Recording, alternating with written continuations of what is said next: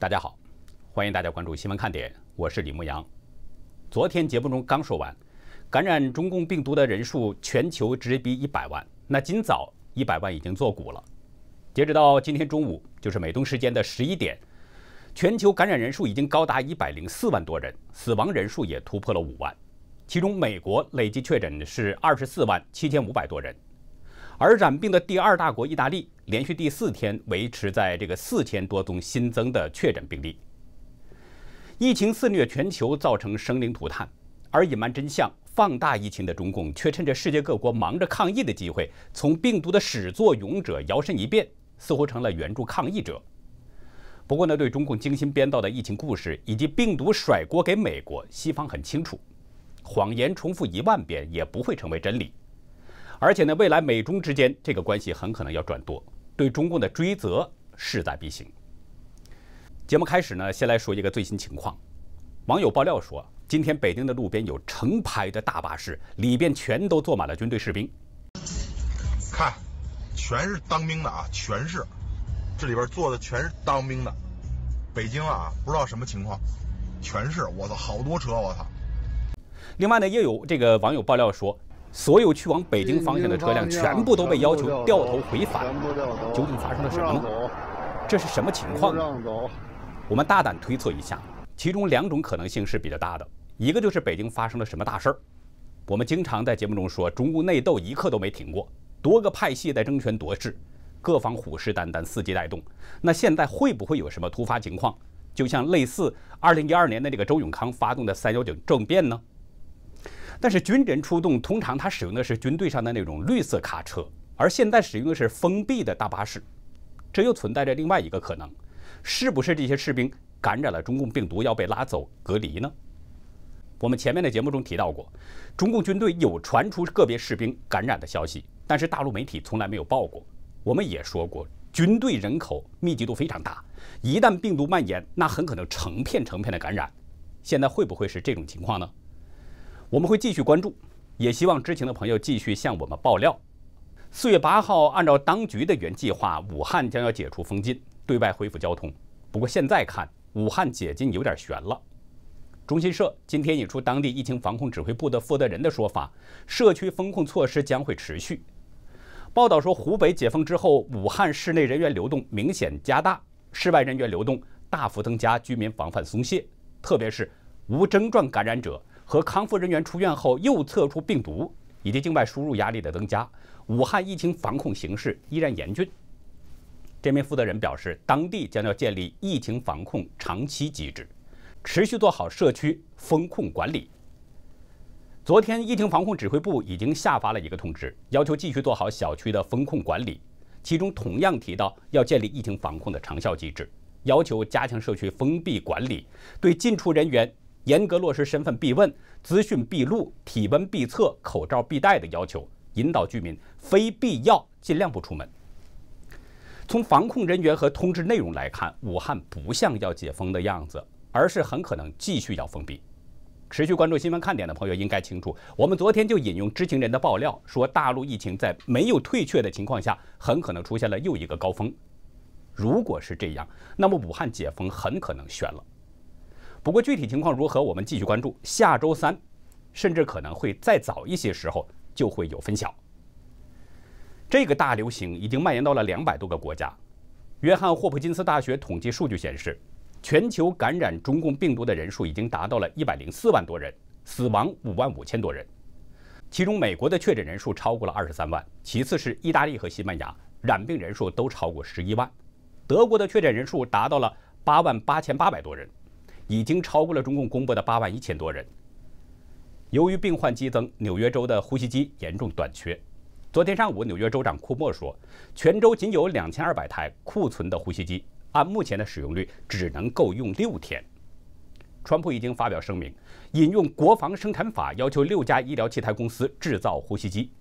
库莫今天通报，纽约州昨天死亡是432人，总死亡人数是2935人。纽约州殡仪馆协会主管拉诺特表示，现在墓地不堪负荷，棺材和遗骸将没有办法埋葬，可能会引发公共卫生问题。有墓地负责人形容，入行50年从未见过这种情况，最接近是911的时候。加拿大昨天新增了大约100宗个案，总数超过了11000宗。副总理方慧兰表示说，这是加拿大对抗疫情的关键一周。德国新增了3066例，因此总数超过了中共对外公布的数字，排在第4位。西班牙是累计确诊112000多人，累计超过1万人染病去世。意大利新增4600多人，累计总数也超过11万。不过呢，意大利是第4天保持新增确诊人数在4000多人，外界分析这是疫情步入了平稳期。英国确诊总人数是34000多宗，2900多人死亡。卫生大臣夏国贤说，将扩大病毒检测数目，月底前达到每天10万次的水平。俄罗斯累计确诊总人数是3548人，30人死亡。中国的央视今天报道，明天清明节，全国要降半旗致哀，悼念在疫情中的死者。前一天，湖北把李文亮、江学庆、柳凡等14人评定为烈士。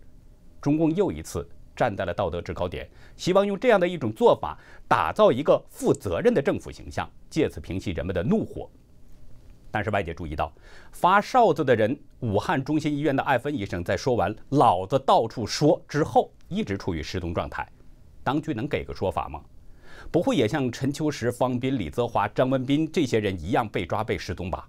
他们会不会被感染中共病毒呢？估计这些问题当局不会理睬，他们在忙着一项宏大的行动。《华尔街日报》表示，全球争分夺秒抗疫挽救人们生命，而在中共看来，这是一个难得的自我形塑援助大国、抢夺全球领导地位的机会。上周在 G20 特别峰会上，习近平在视频中表示，抗击本国疫情，中国付出了巨大的牺牲，现在将向其他的国家提供援助。中国外交部在本周二说，获得中共疫情相关援助的国家总数已经达到了120个。中共驻法国大使馆说得很清楚，疫情肆虐全球时，各国求助的对象是中共，而不是民主灯塔美国。向80多个国家伸出援手的是中共，而不是美国。显而易见，中共是在淡化、掩盖真相，导致疫情最大限度扩散的罪恶，淡化国内几千条生命，甚至造成更多无辜惨死的罪恶。摇身一变，他发起了口罩外交、抗疫外交，试图自我形塑抗疫大国，而且要抢占全球领导地位。但是人们信吗？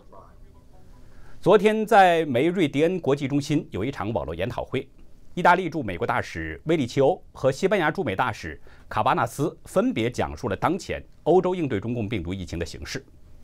这2位经验丰富的资深外交官都对美国提供的协助表达感谢，并且都表示大疫当前，国际协调合作非常重要。针对中共借疫情蔓延输出所谓的中国模式，标榜中共的全球领导力，自由亚洲提出问题：疫情当下，全球领导力谁领航？威利奇欧的外交风范充满了意大利人有话直说的直率个性。他说，意大利并不天真，我们清楚得很。是的，中共政府和中国企业正提供意大利急需的医疗器材，但同时我们完全了解，我们不该接受中共借由所谓软实力公众外交试图输出的那一套论述。意大利是世界足球强国，脚上功夫很厉害。维里奇奥身为大使，也让我们见识了他的脚上功夫，代表意大利政府一脚把中共的野心给踢爆了。耍花活没有用，三脚猫的骗人功夫在真正的功夫面前不好使。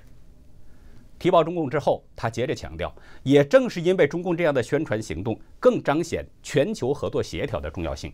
他说，大疫当前，意大利对所有的国际合作持开放态度，但对自身的价值观和利益心知肚明，不会陷入这种短期的战术赛局陷阱。意大利很清楚，中共援助只是一少部分，更大部分是人家自己花钱买的，买来的东西怎么会是援助呢？另外，捷克、西班牙等国向中方采购的试剂盒准确度都只有不到30%，捷克已经不再使用，西班牙要退货，还有中共输出的 KN95 口罩被发现严重不合格等等。人命关天的事情，西方国家花钱来买，中共还输出劣质品，谁会相信他这是援助呢？昨天，德国《时代周报》有一篇专栏文章，中共真的更好吗？文中表示呢，一些人在称赞中共威权政权时，忘记了人们付出的代价。带着红袖章的人们封锁了湖北小区，公寓楼，进入这些公寓中测体温，并且把疑似病患带走。在机场要经过扫描的不仅是登机牌，还有人脸。数字监视是不会搞数据匿名化的。文章还指出，中共这样的专制国家有致命的瑕疵，媒体是党的喉舌。如果在去年12月的中国存在着自由媒体，中共阻止吹哨人发声的情况可能就被打破，病毒可以立刻被遏制住，整个世界都可以幸免。文章最后写道，极权主义国家动员的是身体，而民主国家动员的是头脑，也就是参与精神，这是民主国家的宝贵优势。其实呢，只要看一眼台湾，人们就会清楚。德国之声早前的文章表示，这个民主的岛屿通过高效聪明的行动，快速遏制了中共病毒疫情，全无专制、为所欲为以及对公民的全面数字监控。特别是台湾得不到世卫组织的帮助，只能依靠自己。斯坦福大学医学院副教授王志宏指出，台湾防疫成功的关键就在于充分的准备和及早的判定疫情的严重性。王志宏的说法跟昨天我们分享的那位台湾朋友的观点几乎是一样的。说白了，最关键的一点就是台湾不相信中共，不相信他公布的信息。台湾对中共有着清醒的认识，有了免疫力，所以才可以做出及早的判断和充分的准备。